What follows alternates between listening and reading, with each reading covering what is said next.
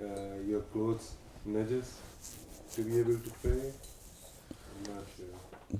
طيب بسم الله الحمد لله والصلاة والسلام على رسول الله. As for dogs, the consensus is about the saliva of the dog. This is the consensus of the scholars. That the saliva of the dog is najas. It is najas. Yes, the saliva of the dog, khinzir. Okay, so the saliva of the dogs, because Rasulullah ﷺ, the hadith, if the dog licked a utensil, then wash it 7 times, one of them was dirt. So they took from there that is the saliva of the dog is najas. So if he licked the clothes, then you get to wash that spot, not the whole clothes, but that spot. If he licked you, because this is a najasa, and this is not a dry one, and because I distinguish between the dry najasa and the wet one. See if this is, I think might be sat here for a while, see if it's too cold, صح? This is hot, so سخنت لك. أنا لو تخلينا لحد الأخير يكون جيد أنا. أوكي. خلينا لحد الأخير. خلاص. نخليها للكاميرا هذه. طيب. So and those stuff are really distracting me. So if you can move them towards the brothers or take them somewhere. I'm glad he Jazakallah khair. Yeah. And I'm going to be distracted more, so save my dish first and then let them to start. Okay, 1, 2, 3. So as for the najasa, they distinguish between the wet and the dry najasa. Wet najasa would nullify your wudu. And if it touches your clothes, you got to wash that najasa. So this is the saliva. The dog's hair, you call it hair, right, or not skin? Yeah, hair. The what? Fur. Fur in Arabic actually it is fur. Farwa. You say farwa. That's an Arabic word. Yeah, fur, F-U-R. Yeah, fur. Yeah. It probably came from Arabic. Maybe. Let me use furrow if you understand us. So the hair, the furrow, well, I'm going to see farwa, because that is how it is in Arabic. So farwat al-kalb, or شعر الكلب. The scholars are in اختلاف, whether some of them said it is a najas, others they said no, it is not. But most of them, they agreed if the dog was sweating, and most probably he would be, and the fur is wet, then it is najas. Yeah. And The it situation is. that when they come and try to move around your shoes and your lower part of the pant, then you do not know when, even if sniff the dog. Yes, also the nose is, the dog's nose would be wet most of the time, or it is wet. But if it touches the clothes and you see the wetness, then you wash that spot. You don't have to wash the whole clothes, just that spot. You see the wetness, or if you have a doubt, you just like pour some water, wash it off, because that happens very often. Like Very often. You're outside and someone is actually Walking the dog or something. No, you just like you tell them, make them aware of that. That is. You cannot actually get close to the dog. Yes, I mean just hold your dog, because. By the time the dog comes and play with you. I mean, like especially for neighbor, if you told them, they would respect that, and you do not mess around them. Like you rub them one time, that's it. I mean, every time they are going to come and look for you. Yeah, so you just like, you yourself, you be careful and don't mess around them. Yeah.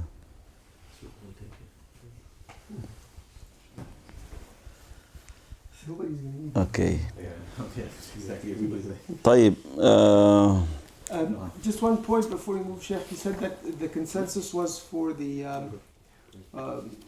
saliva is نجس. I think عند المالكية ليس بنجس. والله أعلم. ايش هو؟ لعاب الكلب؟ لعاب لا الكلب. ما فيهم ولا واحد. الله تبارك هذا فيما أعلم. كلهم يقولون بأن لعاب الكلب نجاسة. كلهم يقولوا بهذا أنه لعاب نجاسة، لكن People actually keep the dog just to, in some of the places, just to have some protection, or like making the coyotes run away. If you're raising the camel, it's very common. well, I've been in a country, 1/10 of that country was dogs. Yeah, I lived in Hungary, and Hungarians were 11 million, 10 million people and 1 million dogs. Every 10 houses, they have a house where they have a dog, and there would be one person who's taking care of 4 dogs. And he living in a studio, one room, that's his whole house, one room, and he has 4 dogs in that room. Can you imagine how he would smell? But I mean, like, I saw all sorts of dogs. Surah Siba. Yeah, I went for goat okay. this morning. Didn't do goat Africa. I was just looking at how immediately you just step out. He's a small dog. He'll just run around and be around my, at least smell the shoes, and he doesn't do anything, but he makes it nudges. I mean, they used to, even for hunting, they used to keep it. So it's Yeah. common to catch them, but they would keep them outside. No, Really? I'm okay. طيب, let's go very quick, inshallah. We finish the Tahaarah, and then we start the wudu, the etiquettes of relieving oneself. I said we got like Shouldn't pass this on. a couple of points. I think the last time we discussed that not using the right hand. Did we talk about that? Not- not using the right hand, and you should not touch your private with the right. It's not only washing, but touching the private with the right hand. You should not do that. The Messenger sallallahu alaihi wasallam said, when you drink, do not breathe inside the cup. Like when, especially the kids, when they drink and they, right? And then they continue, right? So he said, don't do that. Drink, take a sip, and then lower it. Take your breath, and then go back again. But do not like continue drinking and you breathe inside the utensil or the cup. So the Messenger ﷺ said, إِذَا شَرِبَ أَحَدُكُمْ فَلَا يَتَنَفَّسُ فِي الْإِنَاءِ. If you are drinking, do not breathe inside the utensil or inside the cup. وَإِذَا أَتَى الْخَلَاءَ فَلَا يَمَسَّ ذَكَرَهُ بِيَمِينِهِ. I mean, if he is at the restroom or he is relieving himself, he should not touch his private with his right hand. وَلَا يَتَمَسَّحْ بِيَمِينِهِ. And he should not wipe himself with his right or wash himself with the right. Does the blowing also apply when you're trying to make the food cold sometimes? Yes, that's a separate one. And Rasulullah نهى عن النفخ في الأكل. Blowing on the food to make it cool or colder. If it is like hot, then wait for it to cool down, but do not blow into it to make it cold and drink it. What about when somebody reads something on something and blows in water or something? that is not for the sake of making it cool. That's for ruqya or for, that's because Rasulullah done that. It's okay. طيب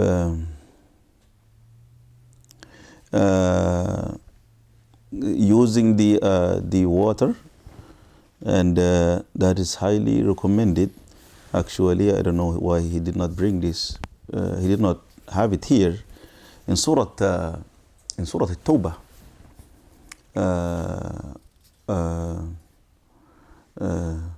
لمسجد أسس على التقوى من أول يوم أحق أن تقوم فيه رجال يحبون أن يتطهروا والله يحب المتطهرين. So a masjid that's being built over the taqwa of Allah Azza wa Jal deserve more that you pray in that masjid, meaning do not pray with those munafiqeen, because they wanted to have their own masjid. So Allah said, go to the mu'mineen because they established their house upon taqwa. And indeed Allah loves al-mutatahhirin. There is tahir, there is mutatahhir. And in Arabic, if the verb is longer with an extra sa or ta or a, which means there is an extra meaning. So they're doing something about Tahaarah, and Allah said He loves them because of that. So Rasulullah ﷺ turned to Bani Salima and he said, this ayah is over you, this ayah is about you. So you're doing something extra and Allah loves you because of that. What thing you do about Tahaarah that made Allah to love you?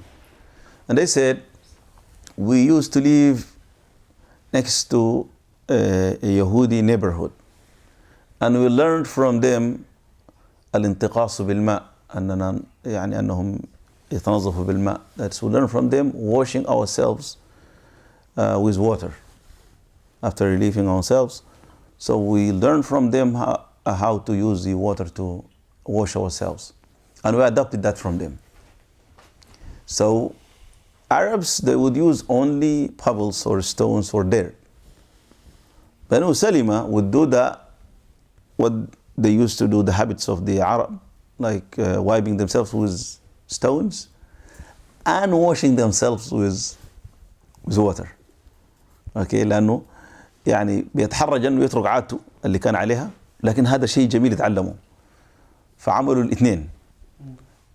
Okay, so they adapted washing themselves. They kept the old habit, but yet even if they done that, they would go wash themselves and use the water. So Allah loved them because they use the water for washing themselves. And if someone would say, if I use only paper towels, that's enough. Yes, but look at the difference of someone who's using water and someone who's using other than water, like paper towels or stones. Wallahu yuhibbu al-mutatahhirin. That brought for them the love of Allah subhanahu wa ta'ala because they wash themselves. طيب, did we talk about we should not, if you are outside and you're using stones or pebbles, we should not use bones or dry manure? We talked about that, right?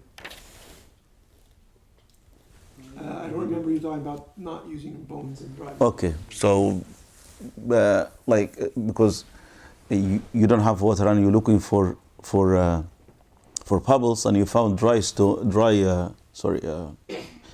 an old bone or rotten bone, do not use that, because Rasulullah sallallahu alaihi wasallam said that is the food of the Muslim jinn. The food of the Muslim jinn, and the manure of our animal is the food of their animals. So we do not use neither of them. ويقول عند الخروج من الخلاء غفرانك. يقول عند الخروج من الخلاء غفرانك, and after he exiting the restroom he should say غفرانك, oh Allah forgive me. Why Allah knows, I don't want to go into explanation. Some of them said because you do not make zikr inside there, and you should be instead of zikr the whole time. So when you go outside you say غفرانك. Allah tabarak wa ta'ala knows, But this is the Rasulullah sallallahu alayhi wasallam made. He said غفرانك, and in general he should not talk. That is from the adab, unless there is a necessity. But even with salam, Rasulullah sallallahu alayhi wasallam was urinating, and a man passed by and he said salam to Rasulullah sallallahu alayhi wasallam. Rasulullah did not answer him. Rasulullah sallallahu alayhi wasallam did not answer him. And another occasion, Rasulullah sallallahu alayhi wasallam, after relieving himself, he went, he made wudu after that, and then he said salam. After wudu, he made salam and he said, I wasn't upon wudu, upon Tahaarah.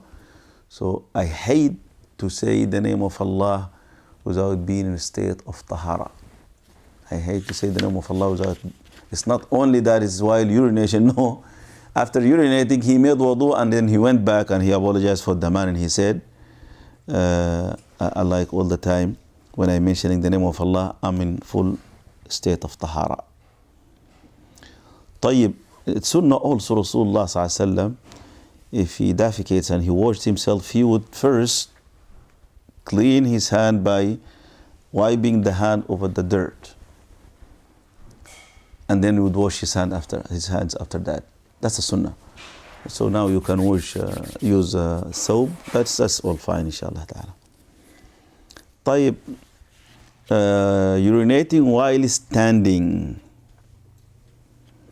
We have two ahadith. One hadith narrated by Aisha radiallahu anha. من حدثكم أن النبي صلى الله عليه وسلم كان يبول قائما فلا تصدقوه ما كان يبول إلا قاعدا. Whoever would tell you Rasulullah sallallahu alaihi wasallam was urinating while standing, do not believe him. Rasulullah sallam, when he would urinate, he would sit down. Okay, as the hadith of Aisha. Now the other hadith narrated by حذيفة رضي الله تبارك وتعالى عنه. He said, أتى النبي صلى الله عليه وسلم صباطة قوم. الصباطة محل ما يرموا الأوساخ. أتى النبي صلى الله عليه وسلم صباطة قوم فبال قائما.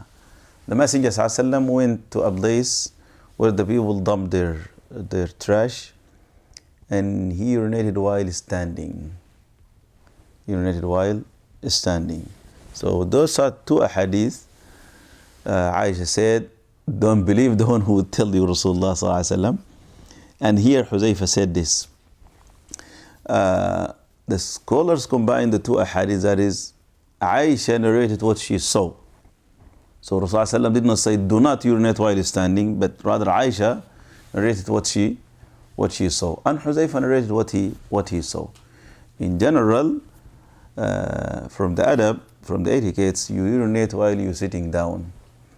But that's a case where would you sit down, you are going to have najasa around you or dirt to catch your clothes, like a place of trash or a dumpster, or if the seat inside the restroom is dirty, most probably if you're like, you use a